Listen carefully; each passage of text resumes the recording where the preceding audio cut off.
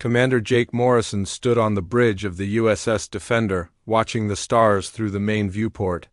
The peaceful silence of space always calmed him, especially after long patrol missions along the outer rim. His coffee had gone cold hours ago, but he didn't mind. These quiet moments were rare in his line of work. Lieutenant Katie Brooks broke the silence from her communications station. Her voice carried an urgency that made Morrison's stomach tighten. "Commander, we're receiving a distress signal from Kepler Station." Morrison set down his coffee cup and walked over to her station. Kepler Station was humanity's first joint research facility with the Valoran Republic. The crystalline beings had become Earth's closest allies over the past decade, sharing technology and culture in ways that had changed both species forever. "What's the nature of the emergency?" Morrison asked, studying the incoming data on Katie's screen. "The signal is breaking up badly, sir." I can barely make out the words, something about an attack and casualties. Katie's fingers flew across her console, trying to boost the signal strength. Morrison felt ice form in his chest. "Put it through the main speakers." The bridge filled with static and broken words. Through the interference they could hear screaming and the sound of weapons fire. A familiar voice cut through the chaos. Dr. Alan Hayes, the station's chief researcher. "Anyone who can hear this, please respond. We are under attack by unknown vessels. The Xanthari Empire has breached our outer defenses. They are targeting civilians. Repeat, they are targeting Valoran civilians." The transmission cut to static for several seconds before Alan's voice returned, strained and desperate. "They're not taking prisoners. They're executing everyone they find. The Valorans are trying to evacuate their families, but the attackers are hunting them down deck by deck." Morrison's hands clenched into fists. The Xanthari Empire was a militaristic species that controlled several systems on the far side of the galaxy. They had always been hostile to the idea of human-Valoran cooperation, but no one expected them to attack a research station. "Signal the fleet," Morrison ordered. "All available ships are to converge on Kepler Station immediately, maximum speed." Katie nodded and began transmitting the emergency orders. Around them, the bridge crew worked with grim efficiency. Everyone knew what the Valorans meant to humanity. They had been the first alien species to treat humans as equals. Sharing their advanced technology and wisdom freely, the distress signal continued to deteriorate. They could hear Alan's voice growing, more frantic as he tried to coordinate the evacuation. "The children's quarters have been breached. The Xanthari are herding them into the main hall." "I repeat, they have the Valoran children." Morrison's jaw tightened. The Valoran's young were precious to them, each one carefully nurtured by the entire community. The idea of them being threatened made his blood boil. "Time to arrival?" he asked his navigation officer. 18 hours at maximum warp, sir. 18 hours. Morrison knew in his gut that it would be too long. The Xanthari were known for their brutality, but attacking a research station filled with civilians was a new low even for them. The hours crawled by with agonizing slowness. The distress signal had gone silent after the first few hours, leaving them to imagine the worst. Katie tried repeatedly to re-establish contact, but there was only empty static dot when they finally reached Kepler Station. The sight that greeted them was devastating. The once proud research facility was a twisted wreck of metal and debris. Emergency lights flickered weakly along the damaged hull, casting eerie shadows across the destruction. "Life signs?" Morrison asked, though he already knew the answer from the grim expression on his science officer's face. "Minimal, sir. I'm detecting maybe a dozen human life signs in the emergency shelter. No Valoran signatures at all." Morrison closed his eyes briefly. The Valoran's crystalline biology made them easy to detect with ship sensors. If there were no signatures, it meant they were all dead. "Take us in. Prepare a boarding party." The docking bay was a scene of carnage. Scorch marks covered the walls where energy weapons had been fired. Debris was scattered everywhere, and the air recycling system struggled to clear the smoke. Morrison led the boarding party through the station's corridors. Each step revealed new horrors. The Xanthari had been systematic in their destruction, but it was clear they had taken their time. Equipment was destroyed with precision, and the bodies they found showed signs of torture. They found the survivors in the emergency shelter deep in the station's core. Chief Engineer Rick Palmer was among them, his face hollow with shock and grief. When he saw Morrison, he broke down completely. "Commander, they made us watch," Rick whispered, his voice barely audible. "They rounded up all the Valorans in the main hall and made us watch while they killed them one by one. The children were crying for their parents." Morrison felt something. Cold and terrible settled in his chest. How many? All of them. Every single Valoran on the station. 347 souls, Rick's voice cracked. They laughed while they did it. Said they wanted us to remember what happens when humans make friends with the wrong species. The boarding party continued through the station, documenting the massacre. In the main hall, they found the worst of it. The Valoran's crystalline remains were scattered across the floor, their natural glow dimmed forever. The Xanthari had arranged them in patterns, turning the murder of innocent beings into some kind of twisted art. Captain Lisa Stone, Morrison's second-in-command, knelt beside a small pile of crystal fragments. "Commander, I think this was Ambassador that guy." Morrison felt his heart stop. The Kai had been more than just an ambassador. He had been a friend, a mentor, someone who had taught Morrison about the beauty of cooperation between species.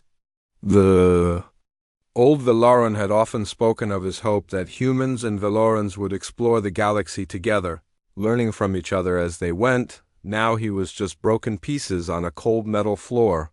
Morrison knelt and carefully gathered the fragments.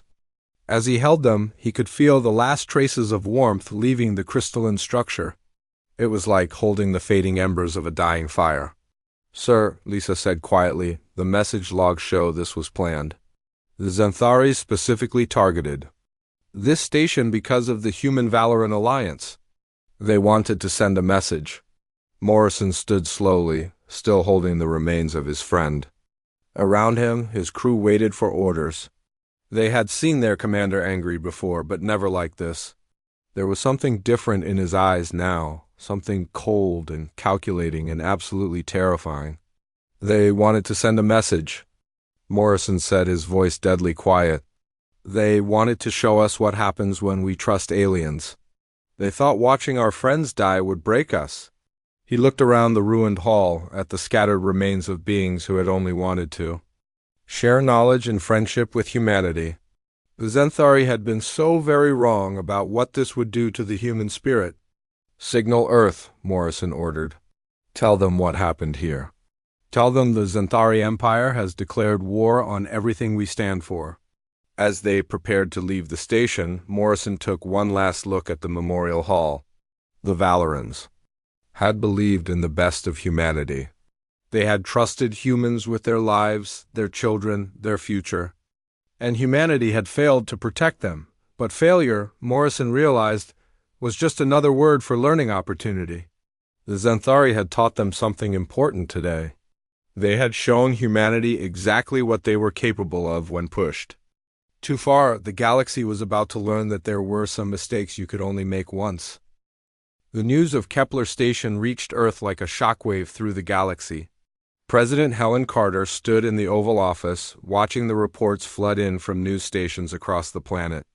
The images were brutal and clear, the scattered remains of humanity's first alien friends, murdered in cold blood by an empire that saw cooperation as weakness.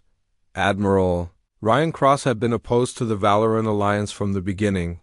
He had spent years arguing that humanity should focus on its own defense rather than trusting alien species. Now he sat across from the president, his weathered face showing a mixture of vindication and rage that surprised even him. "Madam President, I never wanted to be right about this," Cross said, his voice heavy with emotion. "But those crystalline beings trusted us to protect them. We failed them completely," Carter nodded grimly. The political implications were staggering. Half the galaxy would see this as proof that humans were too weak to defend their allies. The other half would wonder if humanity would abandon galactic cooperation entirely. Neither option was acceptable. "What do you recommend, Admiral?" Cross leaned forward, his eyes burning with an intensity that made the president sit back. We mobilize everything. Every ship, every soldier, every factory. We show the Xanthari Empire what happens when they murder our friends. The decision came faster than anyone expected. Within hours, President Carter had signed Executive Order 2387, authorizing Operation Ragnarok, the complete mobilization of human military and industrial capacity. It was the largest military buildup in human history, and it had one simple goal: make the Xanthari Empire pay for every Valoran life lost. Dr. Emma Walsh had been working on theoretical weapons research when the order came through. The head of the Earth Science Consortium was a brilliant woman who had always preferred laboratory work to military applications. But when she saw the footage from Kepler Station, something changed in her approach to science. We need to understand their technology, she told her research team during their first emergency meeting. The Xanthari have superior firepower and better armor. But they made one critical mistake. They left evidence behind. The captured Xanthari equipment from the station became the foundation for humanity's technological revolution. Emma's team worked around the clock, reverse engineering power systems, weapons technology, and communication arrays. They discovered that Xanthari technology was advanced but predictable, designed for overwhelming force rather than adaptability. Meanwhile, Colonel Danny Price received orders that would have been unthinkable just weeks before. The gruff military officer was tasked with recruiting from Earth's most dangerous populations, former criminals, discharged soldiers, and anyone with nothing left to lose. The government needed soldiers who could match Xanthari brutality with human cunning. We're not looking for heroes, Price told his recruitment officers. We're looking for people who understand that sometimes you have to become a monster to fight monsters. The response was overwhelming. Veterans who had been struggling with civilian life volunteered in droves. Former gang members saw a chance to use their skills for something meaningful. Even white-collar criminals applied, offering their expertise in fraud and manipulation for psychological warfare operations. Chief Science Officer Linda Gray made the discovery that changed everything. While examining the wreckage of Kepler Station's computer systems, she found encrypted data cores that the Xanthari had missed. The dying Valorans had hidden their most advanced technologies in quantum encrypted files, using their last moments to ensure their knowledge would survive. They knew they were going to die, Linda explained to the emergency council. But they wanted to make sure we could fight back. They gave us faster-than-light communication, quantum manipulation technology, and something else, biological enhancement techniques that could make humans stronger, faster, and more resilient. The revelation stunned the council. The Valorans had secretly been preparing humanity for a war they hoped would never come. Their final gift was the tools needed to survive in a hostile galaxy. General Paul Murphy, Earth's top military strategist, studied the intelligence reports with growing excitement. The Xanthari Empire had made a fundamental error in their understanding of human psychology. They had assumed that witnessing the massacre would break human morale, causing Earth to withdraw from galactic affairs entirely. They don't understand us at all, Murphy told his staff. Other species might surrender after seeing their allies murdered. But humans, we get angry. And angry humans are the most dangerous force in the galaxy.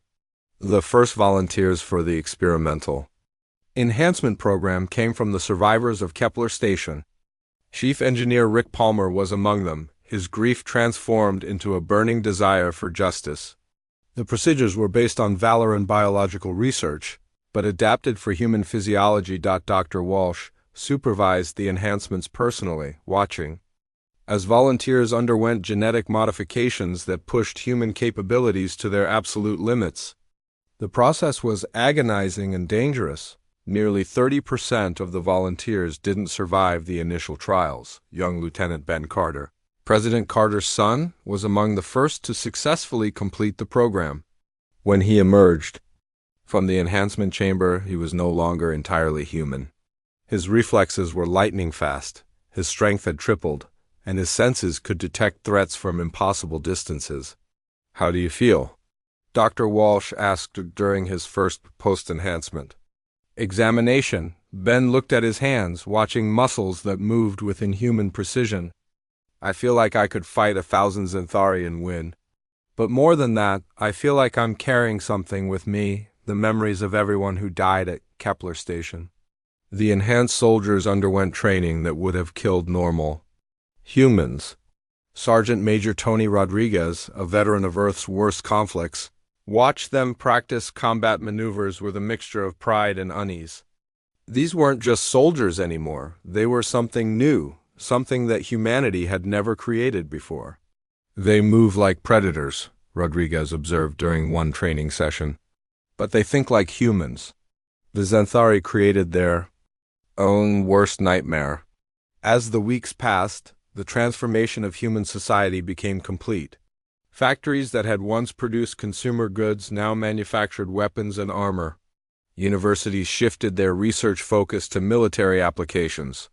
Even children in schools began learning about the Valorans and why their sacrifice mattered. The enhanced soldiers represented just the beginning. Emma's research teams had developed new materials that could match Xanthari armor, energy weapons that could penetrate their shields, and communication systems that couldn't be jammed. More importantly, they had learned to think like the enemy. While maintaining their human creativity, President Carter addressed the nation 6 months after Kepler Station, standing before a backdrop of Earth's blue skies and green forests. Her words were simple but carried the weight of an entire species' determination. The Xanthari Empire believed that murdering our friends would make us weak. They thought fear would drive us back to Earth, isolated and afraid. They were wrong about everything. We are not the same species that reached out to the stars looking for friendship. We are something harder, something more dangerous, something that will make them regret every Valoran life they took. The speech was broadcast across the galaxy, translated into hundreds of languages. Other species watched with fascination and growing concern as humanity prepared for war. The peaceful explorers who had befriended the Valorans were gone, replaced by something that made even hardened warriors nervous. Admiral Cross stood on the bridge of the newly commissioned USS Retribution, watching the final preparations for humanity's first offensive operation. The ship was a masterpiece of human engineering enhanced with Valoran technology, capable of speeds and firepower that would have been impossible just months before. "Sir," his communications officer reported, "all enhanced units are ready for deployment. They're requesting permission to begin the hunt." Cross smiled grimly. The Xanthari had wanted to send a message about the dangers of trusting aliens. Now humanity was ready to send a message of their own about the consequences of murdering their friends. The galaxy was about to learn that some species become stronger when tested by tragedy. 6 months after the massacre at Kepler Station, the first human strike team prepared for their mission aboard the stealth ship Vengeance. Captain Mike Sullivan checked his equipment one final time, feeling the weight of every enhanced soldier's expectations. They had trained for this moment, dreamed of it, and now it was finally here. The Vengeance was unlike any ship humanity had ever built. Its hull was made from quantum-shifted materials that bent light around it, making it nearly invisible to Xanthari sensors. The weapon systems combined human engineering with Valoran energy manipulation, creating firepower that could punch through the enemy's strongest armor. "Target is the Xanthari mining facility on Zarian Prime," Sullivan briefed his team as they approached the system. "Intelligence reports show they're using Valoran prisoners as slave labor. Our mission is simple: eliminate all Xanthari forces and document everything we find." The enhanced soldiers listened with expressions that would have terrified normal humans. Lieutenant Ben Carter's eyes glowed with an inner fire that came from the biological modifications. Sergeant Mary Johnson's hands moved with inhuman precision as she checked her weapon systems. These weren't just soldiers anymore, they were hunters, and they had found their prey. The Xanthari had established their mining operations on planets throughout the Outer Rim, using captured aliens as disposable labor. The facility on Zarian Prime was considered one of their most secure installations, protected by energy shields and automated defense systems that had never been breached. "Stealth approach confirmed," reported Navigation Officer Pete Anderson. "We're invisible to their sensors." "They have no idea we're here." Sullivan smiled grimly. The Xanthari had grown comfortable with their technological superiority. They had never faced an enemy that could match their capabilities while thinking like humans. That overconfidence was about to cost them everything. The assault began at dawn on the planet's surface. The enhanced soldiers moved through the mining facility. Like ghosts, their modified nervous systems allowing them to react faster than any Xanthari warrior. They had studied the enemy's tactics, learned their weaknesses, and developed countermeasures for every advantage the Xanthari possessed. Colonel Sam Mitchell led the first squad into the facility's main compound. The Xanthari guards never saw them coming. One moment they were patrolling their posts, confident in their superior armor and weapons. The next moment they were dead, eliminated by soldiers who moved with inhuman speed and precision. "Primary objective secured," Mitchell reported over the communication system. "We found the prisoner barracks. The Valorans here are in bad condition, but they're alive." The rescued Valorans were barely recognizable. Their crystalline structures were cracked and dim from months of forced labor and malnutrition, but their eyes still held the gentle intelligence that had made them such beloved allies to humanity. "We thought you had abandoned us," whispered one of the survivors, a young Valoran whose name translated to Bright Hope. "After Kepler Station, we believed humanity would withdraw from the galaxy." Ben Carter knelt beside the injured alien, his enhanced physiology allowing him to carefully lift the fragile crystalline being. "We don't abandon our friends. We came here to take you home and make the Xanthari pay for what they did." The interrogation of captured Xanthari officers revealed information that made the human soldiers' blood boil. The mining facility was just one of dozens scattered across the galaxy. The Xanthari had been systematically capturing and enslaving every Valoran they could find, using them as living tools in their industrial operations. Major Amy Foster had developed psychological warfare techniques specifically designed to break Xanthari morale. Her team infiltrated the facility's communication systems, broadcasting the last recorded words of the Valorans who had died at Kepler Station. The messages played on every screen and speaker in the facility, creating a haunting reminder of the Xanthari's crimes. "You will remember their voices," Foster transmitted to the surviving Xanthari forces. "Every Valoran who died screaming your names, every child who cried for parents you murdered. We will make sure you never forget." The psychological impact was devastating. Xanthari warriors who had never shown fear began to break down under the constant reminders of their actions. Some tried to surrender, but the enhanced soldiers had been given specific orders. No prisoners would be taken from facilities that had used Valoran slave labor. The destruction of the mining facility was swift and thorough. Dr. Emma Walsh's weapons performed exactly as designed, cutting through Xanthari armor like it was made of paper. The quantum-enhanced explosives left nothing but crater where the facility had stood, but it was the message that accompanied the destruction that truly shook the Xanthari Empire. Ambassador Roy Jackson, Earth's representative to the Galactic Council, transmitted a recording of the facility's final moments to every government in the galaxy.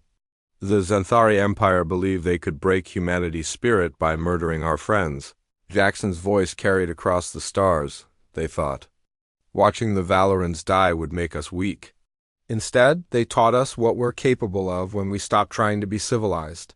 The recording showed enhanced human soldiers moving through the facility with lethal efficiency. It showed Xanthari warriors, supposedly the finest in the galaxy, being overwhelmed by enemies they couldn't match. Most importantly, it showed the rescued Valorans being carried to safety by humans who had traveled across the galaxy to save them. The galactic community watched in fascination and growing unease. The humans who had once sought peaceful cooperation were gone, replaced by something that made even veteran warriors nervous. The transformation was complete and terrifying. Dr. Chris Morgan's research team had been working on weapons specifically designed to counter Xanthari advantages. Their latest creation was a rifle that fired quantum-disrupted projectiles, capable of permanently disabling Xanthari power armor. The weapons didn't just kill, they ensured that every enemy soldier died, knowing they had failed to protect their own people. Each shot carries a message, Morgan explained to the strike teams. The Xanthari wanted to teach us about loss. Now we teach them about consequences. The next target was a Xanthari supply depot in the Rigel system. Captain Nina Bell's squadron approached the facility using the same stealth tactics that had proven so effective. But this time, the Xanthari were ready and waiting. The enemy had learned from the destruction of Xarian Prime. They had upgraded their sensors, reinforced their defenses, and positioned their best warriors at strategic points throughout the facility. They were confident that they could repel any human attack. They were wrong. The battle lasted 3 hours and showcased the full extent of human tactical evolution. The enhanced soldiers didn't just fight.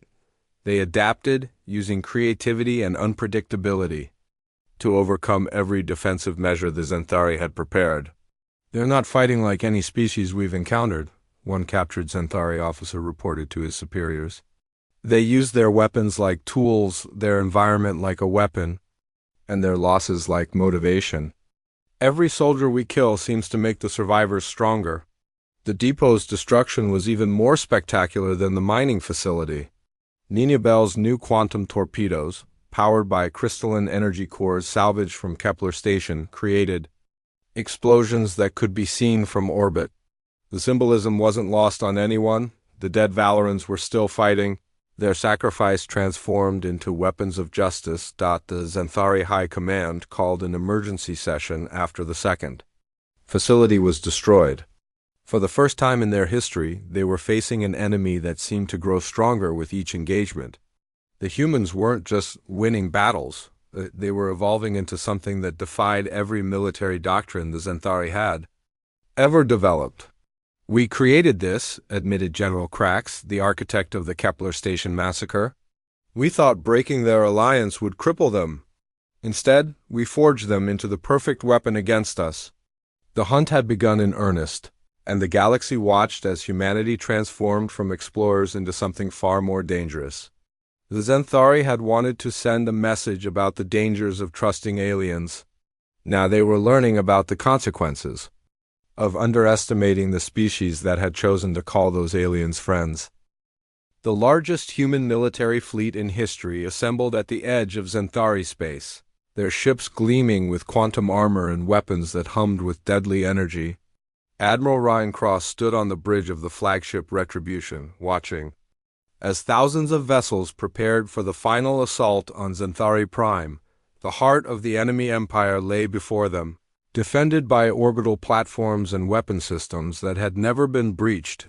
Commander Jake Morrison took his position aboard the heavy cruiser Vengeance, his face bearing scars from dozens of battles across the galaxy.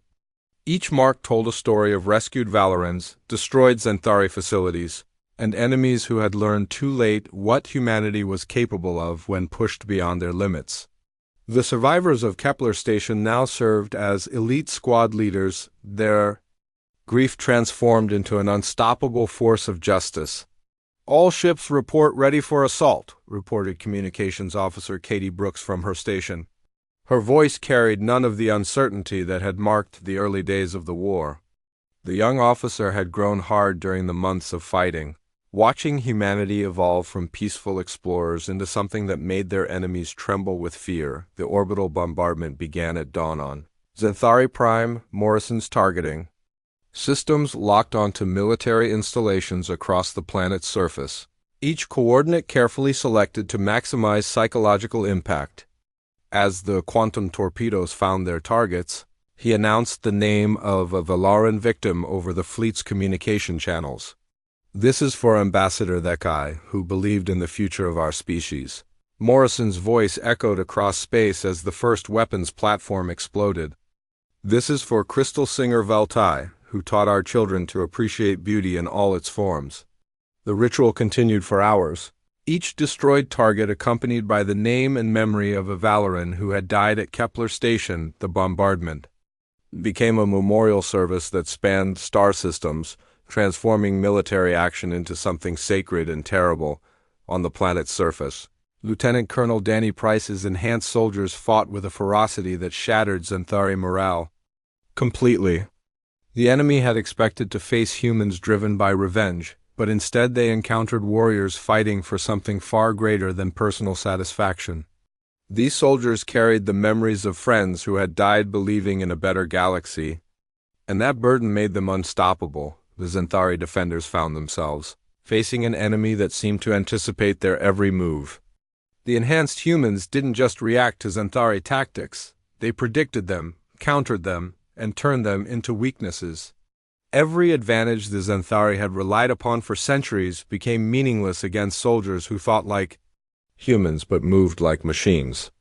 "They're not just fighting us," reported Xanthari Captain Vexhai to his superiors as his forces retreated from the capital city. "They're dismantling everything we built, everything we believed about warfare. Our strongest warriors are being defeated by enemies who treat this like a game they've already won." General Paul Murphy coordinated the assault from the command ship, watching as his battle plans unfolded with mechanical precision. The Xanthari had made the mistake of believing that superior firepower could overcome human creativity. Now they were learning that humans could match their technology while thinking in ways that no Xanthari strategist could predict. The turning point came when Dr. Emma Walsh's final weapon was deployed across the planet's communication networks. The quantum virus she had designed spread through Xanthari technology like wildfire, disabling their equipment while leaving human and Valoran technology completely unharmed.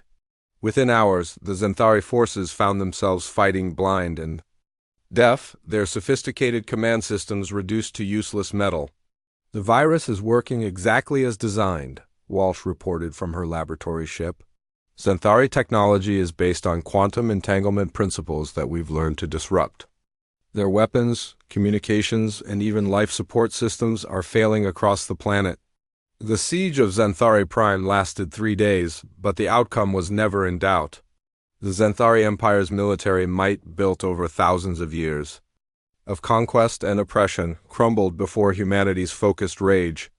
Their warriors, trained from birth to dominate through superior technology, found themselves helpless against enemies who had learned to fight with both advanced weapons and primitive cunning. Warlord Krax, the Xanthari Emperor who had ordered the massacre at Kepler Station, attempted to negotiate a ceasefire through neutral intermediaries.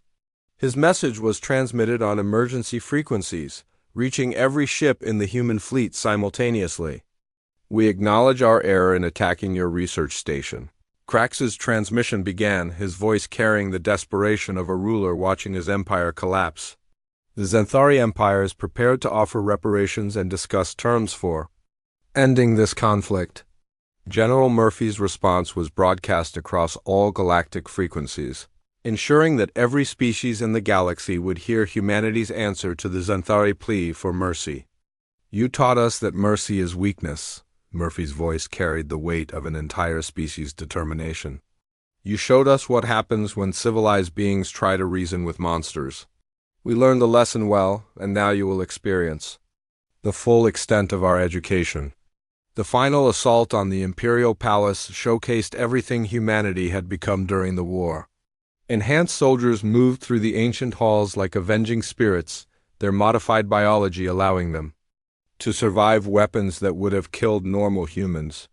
They fought not with hatred but with the cold precision of surgeons, removing a cancer from the galaxy. Captain Mike Sullivan led the team that captured the throne room, finding Warlord Krax surrounded by his elite guard. The Xanthari Emperor was a massive creature, his armor gleaming with precious metals and his weapons crackling with deadly energy. He had ruled an empire that spanned dozens of star systems, commanding resources that dwarfed Earth's entire economy. None of it mattered when faced with humans who had learned to carry the strength of their dead friends. "You have destroyed my empire," Krax said as Sullivan's soldiers secured the throne room. "But you have also revealed your true nature to the galaxy. They will see you as conquerors, as a threat to be eliminated." Sullivan looked at the defeated Emperor with eyes that held no anger, only the cold satisfaction of a job completed. We didn't come here to conquer your empire. We came here to end it. There's a difference that you'll have plenty of time to consider. The fall of Xanthari Prime sent shockwaves across the galaxy. News reports showed human soldiers walking through the ruins of the once mighty capital, their enhanced abilities making them seem like demigods among the wreckage. But more importantly, the reports showed rescued Valorans being carried to safety by the same humans who had just toppled an Empire. Ambassador Roy Jackson addressed the Galactic Council from the captured Imperial Palace, his words carrying across the stars to every civilized species in the galaxy. Behind him, the ancient throne room had been converted into a memorial hall, its walls covered with the names of every Valoran who had died at Kepler Station. The Xanthari Empire believed they could teach humanity about loss, Jackson said, his voice echoing through the vast chamber. They thought that watching our friends die would make us weak, would drive us back to Earth in fear and isolation. Instead, they taught us something far more valuable. They showed us what we become when someone threatens the people we love. The broadcast ended with images of the memorial hall, where human soldiers stood guard over crystalline monuments to their fallen friends.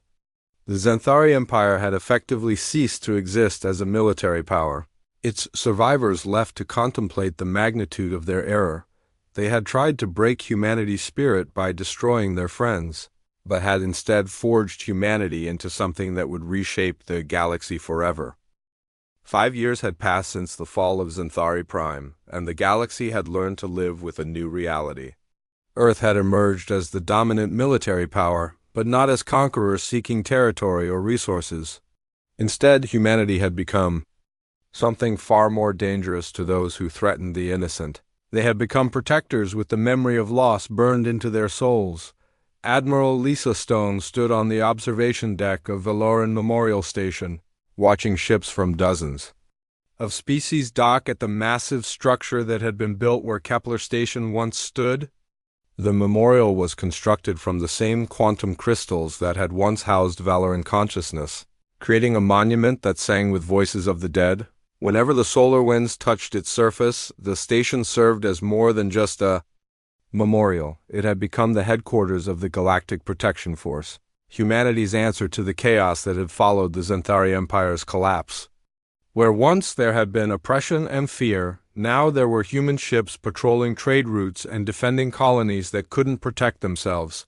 Colonel Ben Carter walked through the memorial halls, his enhanced physiology allowing him to move with inhuman grace among the crystalline structures that honored the dead.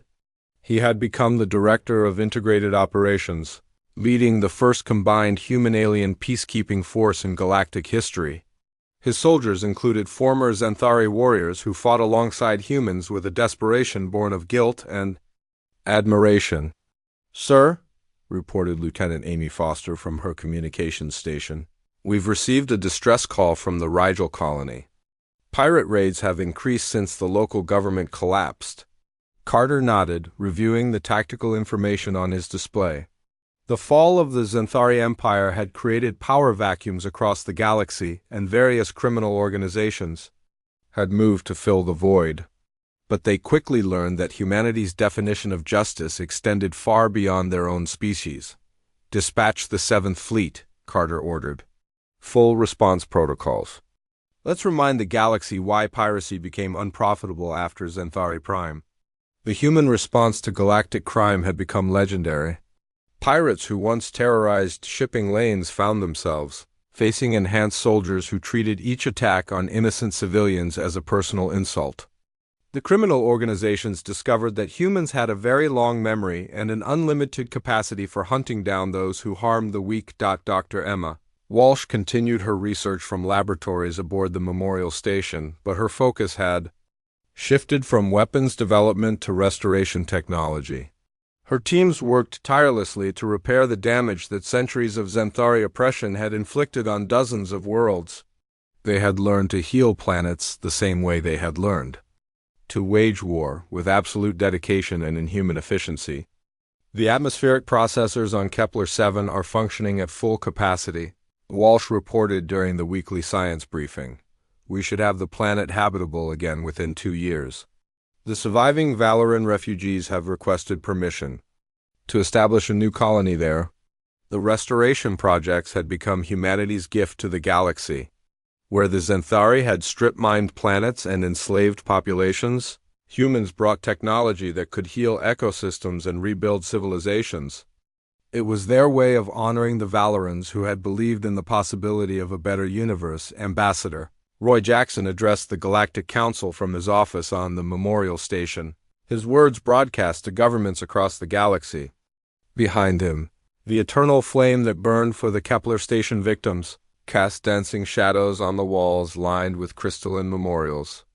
The question before us today is not whether humanity has become too powerful, Jackson said, his voice carrying the weight of 5 years of transformation. The question is whether we have learned the right lessons from the tragedy that created us. The surviving Xanthari had been offered a choice after their empire's fall: exile to the galaxy's edge or service in the Galactic Protection Force under human command. Surprisingly, many had chosen service, seeking redemption for their species' crimes through acts of protection rather than conquest. Former Xanthari Captain Vexhai now served as tactical advisor to human fleet commanders, his knowledge of enemy psychology proving invaluable in peacekeeping operations. He had spent 5 years learning that humans possessed something his species had never understood: the ability to transform enemies into allies through forgiveness, backed by strength. The humans could have exterminated us completely, Vexhai explained to new Xanthari recruits during orientation sessions. They had the technology, the motivation, and the justification. Instead, they offered us a chance to become something better than what we were. That mercy came with a price. We must prove worthy of it every day. The Memorial Station's central chamber housed the most sacred artifact of the new Galactic Order, a crystalline matrix that contained the last recorded thoughts of every Valoran who had died at Kepler Station. Their final messages spoke not of revenge or hatred, but of hope that their sacrifice would lead to a better future for all species. Commander Jake Morrison, now retired from active duty, served as the director of the Valoran Memorial Foundation. He spent his days teaching young humans and aliens about the war, explaining how the Xanthari Empire had fallen not because humans were stronger, but because they had learned to carry the strength of their fallen friends. The Xanthari made a fundamental error, Morrison would tell his students as they stood before the memorial wall. They believed that making us watch our friends die would break our spirit. Instead, it taught us that there are some bonds that death cannot sever, and some responsibilities that transcend species. The lessons had spread far beyond Earth. Other species had begun adopting human concepts of alliance and mutual protection, creating a network of cooperation that spanned the galaxy. The Xanthari's attempt to isolate humanity through fear had instead created a galactic community, built on the foundation of shared responsibility. President Helen Carter, now in her second term, stood before the United Earth Assembly as she delivered her annual address. The chamber was filled with representatives from dozens of species, a sight that would have been impossible before the Kepler Station massacre. "We did not seek to become the galaxy's guardians," Carter said, her words transmitted to every inhabited world in known space. That role was forced upon us by those who believed that compassion was weakness and friendship was foolishness. They were wrong about everything, but their error created something beautiful, a galaxy where the strong protect the weak not for profit or power, but because it is right. The speech concluded with a moment of silence for the Valorans who had died believing in the possibility of peace. Their sacrifice had not been in vain. It had given birth to a galactic civilization that honored their memory through every act of protection and mercy. As the years passed, children across 1,000 worlds learned about the Kepler Station massacre in their history classes. But more importantly, they learned about the humans who had refused to let their friends die for nothing, who had transformed grief into a force for justice that would endure long after the last star burned out. The Xanthari Empire was now remembered only as a cautionary tale about the dangers of underestimating species that value friendship above all else. Their legacy was a galaxy protected by humans who had learned that true strength comes not from the ability to destroy enemies, but from the willingness to carry the dreams of the dead into a future worth creating, the memorial station continued to sing with Valoran voices whenever the solar winds touched its crystalline surface, an eternal reminder that some bonds transcend death and some sacrifices transform entire civilizations. The Xanthari had thought they were ending an alliance, but they had instead forged an empire of the heart that would guide the galaxy toward a future the Valorans had always believed was possible.